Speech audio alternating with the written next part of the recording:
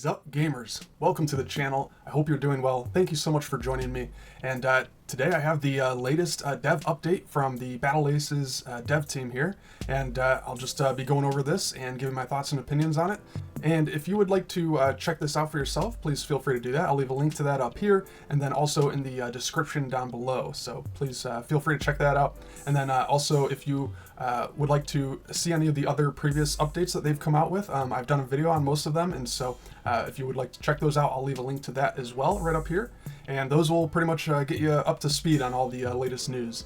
I'll be trying to keep you guys up to date as much as possible with all the latest news on Battle Aces, and especially when I find out that the closed beta is coming back for round 2. I hope I can let you guys know as soon as possible. So if you enjoy, please like and subscribe to the channel, and I'll keep you guys up to date with all the latest news and information. Anyways, let's jump into this here. We have the dev update from August 22nd here, 2024, and looks like we're going over the work in progress, user interface examples, and it looked like this was going to be a shorter post, so this might be a quick one here, but let's get into it here. It says, "Hello everyone, we have a couple updates and something fun from 3 years ago." Ooh, okay, that's interesting. 4 anti-big units being tested internally. Okay. We heard your feedback regarding not enough anti-big options in the game, and we currently believe 4 should be a minimum requirement for closed beta test 2. All right, cool. So I like their idea that they should have 4 anti-big units to start with. I think they should always try to have a nice little bit of variety for every type of unit category and whatnot. As we found out previously, they're going with the new counter square, and there's 4 different types and categories of units, each that counters one unit and is countered by another unit. And so I think it's good that they are going to be coming up with more variety for each of these categories, and it's going to be interesting to see how this plays out in the next closed beta, I think. And so the first and main anti-big unit, the Destroyer, was pretty much like the best anti-big unit. You could say in closed beta 1 that a few other units could possibly counter the big units. And especially if you had a big enough mass of, let's say the recalls or blinks or anything like that, if you have enough of those, they'd be able to do enough DPS to deal with something like the Crusader or something. But you would need quite a lot to be able to get to that point, and it didn't really feel like a direct counter or anything. So the Destroyer just increased quite a lot in value just because it was the best way to counter those big units. But it was a cool and fun unit to use, I think, so I'm glad that it's sticking around, and they're just going to be adding more to it, looks like. So then we have the Advanced Blink, which is still at the Advanced Foundry, but is now anti-big and big. So that'll be interesting.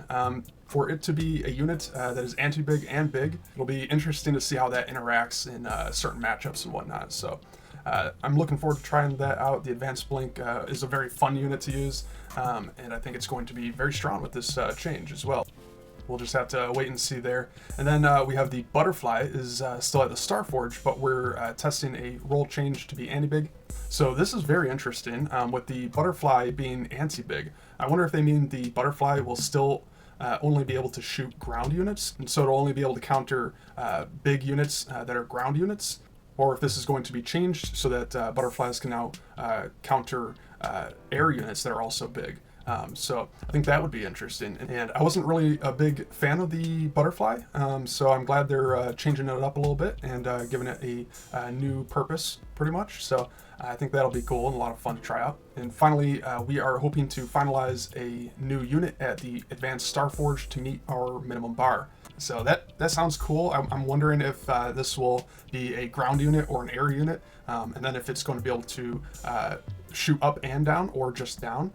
So we'll have to wait and see. I can't wait to find out what they're planning there. So next we have the unit tooltips. Here's a work in progress example of out of game new unit tooltips we're working on. And so we have the screen of the mortar here, and looks like it's similar to what they had in the first closed beta. But they have the additional information here. We have the unit type, trait, attacks, and then the counter square. as well as the air anti-air icons there. So yeah, I like this at first glance. For someone who's more experienced with the game, you can take a quick peek at this and kind of know right away what it is you're looking at, and all the information that you need is at your hands here. And so I just hope eventually they give even more information in a different tab or different button or something that you can press to even expand upon all of this information. I would love to be able to see different DPS numbers and different things like that. And so I don't know if that's something that they're interested in doing. I know that can be a little off-putting to some people and different players, especially some newer ones and whatnot. But I think if it's something that you have kind of hidden in the background to some degree, but still make it available for people, I think personally for myself, I would love to see something like that, and I think that would be something that's good. But to each their own, and that's up to them to decide and figure out. So, but this looks good. I like it so far. So let's move on. Next we have what we're currently testing in game. Okay, cool. So this is the in-game tooltip, I suppose, or information bar. And so you can see all the units like you could in the closed beta, but now I'm assuming this is probably what comes up when you hover your mouse over that unit or something. And so you'll be able to see, again, a little bit of quick information here about that unit, how much it costs, what it attacks, the trait, unit type, all of that. So I like that they're adding a little more information here to this, and that they're still doing it in a very clean and simple way, so that it's not too confusing or overwhelming to anybody. But I think this is overall very good for the game, so I like to see that. Then let's move on here. And then we have this 2 to 3 years ago. This is a screenshot of the first playable version of Battle Aces. Special thanks to Ben Horsendorf, our lead DevOps engineer, for finding this image. And that is pretty funny. That is pretty cool. So this is their early version of the game, and it looks pretty cool. It looks like something I'd be interested to try out. The units look like they have a bit of a lack of color, just different shades of gray.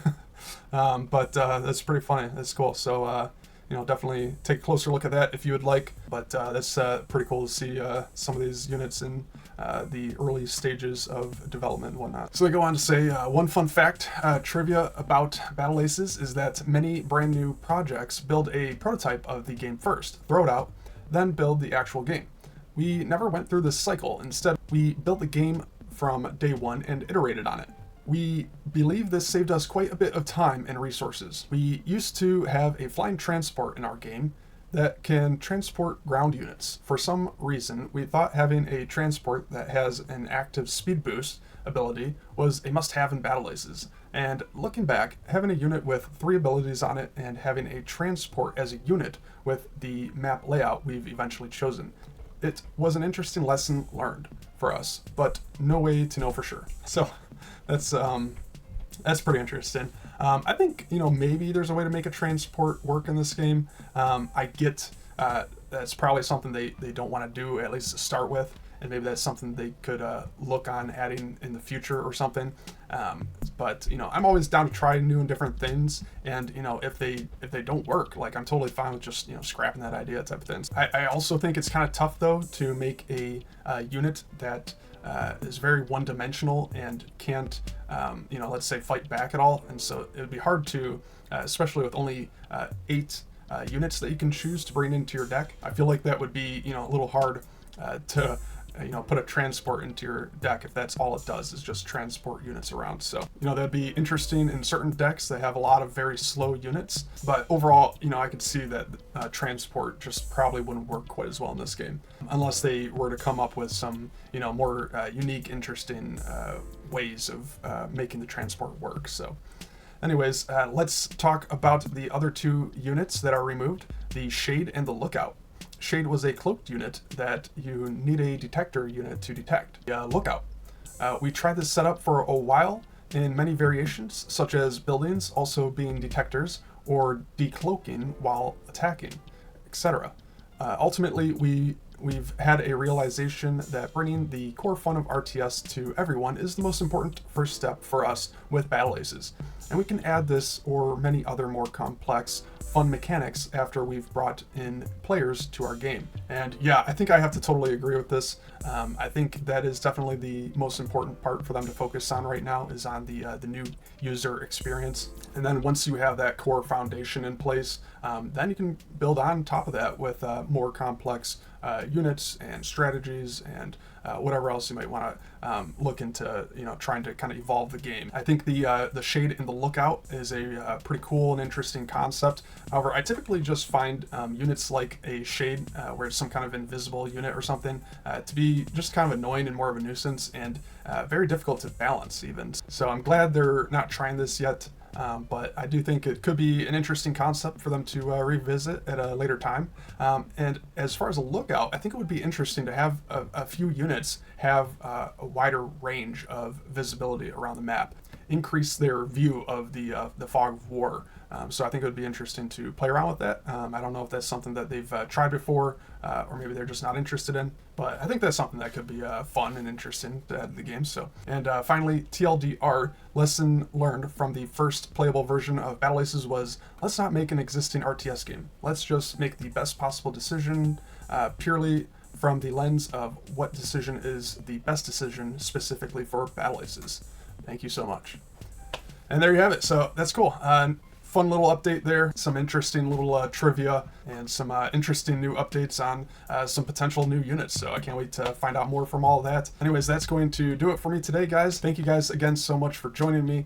If you enjoyed, please like and subscribe to the channel, and I'll be sure to try to keep you guys up to date with all the latest news and information on Battle Aces, and I'll let you guys know as soon as I find out when the next closed beta starts. So stay tuned for that. Anyways, thanks again for joining me, and I'll see you guys again soon in the next one.